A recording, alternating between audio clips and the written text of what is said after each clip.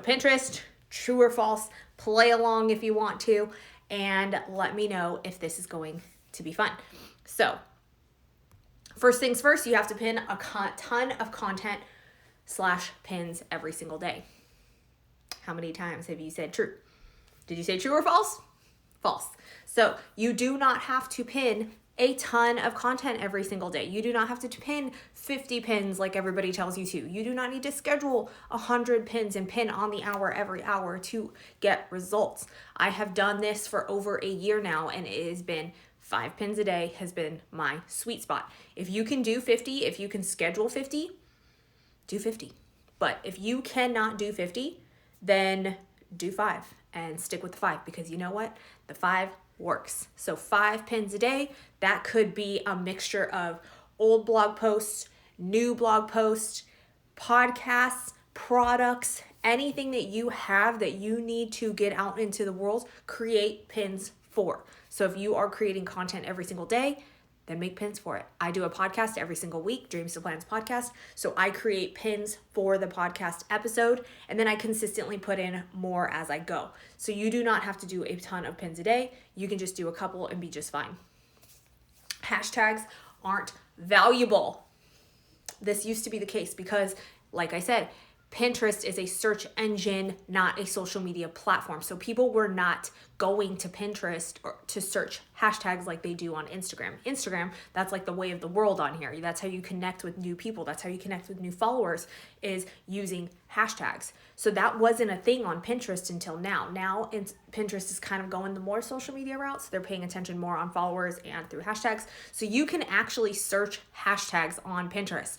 So if you type in hashtag small business tips, all of the accounts that have small business tips in their descriptions with hashtags small business, you can actually rank higher. So I recommend using them because, one, it's free. It takes one extra step and it's worth it, right? Anytime that you can actually tell somebody what your content is there for, take advantage. Same with Instagram, same with freaking every, platform. If they are giving you the tools to reach more people, why not do it? So if you are going to say workout, right, on Pinterest, and you want to say leg workout, hashtag leg workout. So if somebody goes into Pinterest and they're like, I need a leg workout idea, hashtag leg workout, your shit comes up. Easy peasy. So you don't have to do a ton like Instagram. You know how we do like 30 of them, and Instagram's like, yes, all the hashtags do 30. No, you only need to do like 2 or 3 that are relevant. You don't want to do a ton of hashtags and just like spam the description. Pinterest is very weird on spammy shit. So make sure you're doing hashtags, and you only need to do like 2 or 3. Play around with it, see how it does. Do a couple. This is where A/B testing comes in. Do a couple that don't have hashtags and see how it performs, right? See how that goes. Okay, group boards are the only way to grow. False. Group boards were a thing of the past. They were popping at some point, kind of like Instagram loops were, where y'all were like, let's do an Instagram loop and create engagement. Yeah, Instagram caught on and they were like, nah, we gonna punish you if you do that shit, because it's not genuine. And the best thing to remember when it comes to group boards and when it comes to Instagram loops is that it's not really, there's not a purpose behind it. Because if you think about it, you have 5 friends that you met and they're like, hey, let's do a loop, but they're not your customer, or their content doesn't even appeal to yours, and you're commenting on their stuff, then their content is going to be in your feed and you aren't going to grow. So you have to be aware of what type of content you're engaging with, because it has to be something behind it. So if you're just doing, commenting on somebody's stuff that isn't even close to your customer, then you're wasting your time. Same with group boards. If you're joining group boards and they have nothing to do with what you do. So say, how my brand pillars are small business tips, Pinterest tips, all of that. If I go and join a group board that has to do with like baby shower ideas, and you see me pinning all of that stuff, then obviously that's not going to work. So you want to make sure that you're using your time wisely when it comes to your platform. So group boards, Instagram loops, all of that doesn't work unless it is with your ideal customer. And 90% of the time, your ideal customer isn't going to be like, hey girl, let's join a loop together. No. So make sure you're consistently putting out good content. You're connecting with people through your content and not forcing it, because it feels ucky. It doesn't feel good and it comes across as ingenuine. So when you're posting all this crap And you're like, just because you have to, it's not going to align with your core values and it's not going to do anything for your customer. So I would ditch the group boards, ditch the little loopy things on Instagram, because you want to make sure you're providing content and you're connecting with the people that actually mean something to you versus somebody that you're just like, please comment on my shit, because, engagement sucks for everybody. So let's just join the club, Okay. Everyone is on Pinterest. Yeah, think about it. I challenge you to go ask a couple of your family members, from your great grandma to your Uncle Tom to your niece to your mom to your sister to the mailman. Ask everybody, hey, are you on Pinterest? I will guarantee you that 90% of them, probably 99.999, are all going to say yes. Whether they are using it for business, that's a different question. They are using Pinterest to find a solution to their problem. You have guys that are searching smoker recipes, how to get the best, juiciest ribs, how to do cast iron nachos like my husband did last night. I use it to find things for Instagram, all of the consistent trends. People use it to find recipes, baby shower ideas, how to get a leopard spotted wall. So everybody is on Pinterest.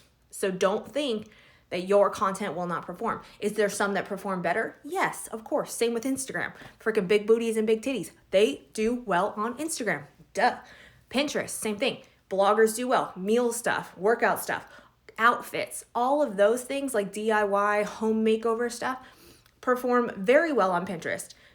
Small business tips perform a little bit lower, but they still do, and you have an engaged audience because those people are going to Pinterest to find the solution to their problem. Unlike Instagram and other social media platforms, it's stumble across marketing. You are in the feed, they're scrolling, they're in line, they're bored, they're somewhere, and they're just like trying to find something to do to occupy their time, and then they see your feed and they're like, oh, or a post, and they're like, oh, this girl's cool, let me follow her. Pinterest, they're going in with an ideal in mind. You're sitting on the couch, you usually have a coffee or a wine or a blanket, and you're saying, hey, what can I find today? I need an idea for a baby shower, right? So you go in, you type in baby shower gift basket.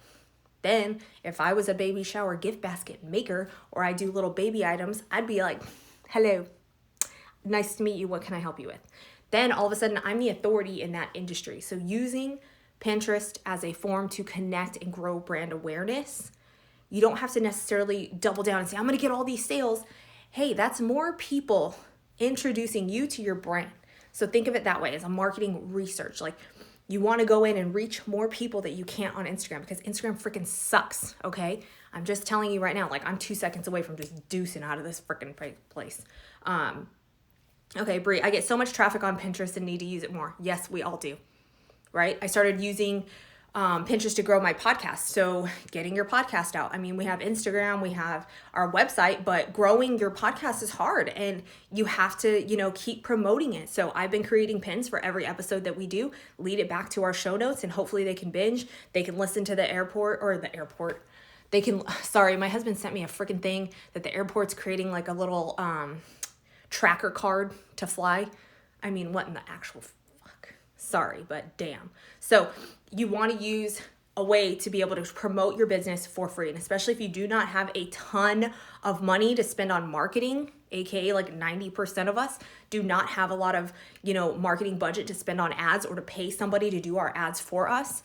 I mean, Pinterest is a great resource, especially when you're just starting out, because as you know, I run Instagram's like totally ruining everybody. So I have multiple accounts on my account for Instagram, and I haven't even got a notification that I'm going live. So obviously Instagram is, hurting the small guys, but it's okay. It's fine. I've already been shadow banned this week. It's a rough time out here for small business owners on freaking Instagram.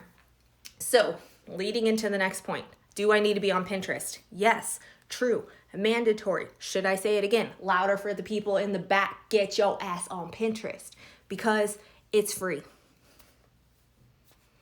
Do you need another reason besides it's free? And they ain't psychopaths like Instagram, right? They ain't blocking people for having views. They ain't blocking people for saying shit they don't like. Pinterest actually wants you to provide content, because that is what their user is there for.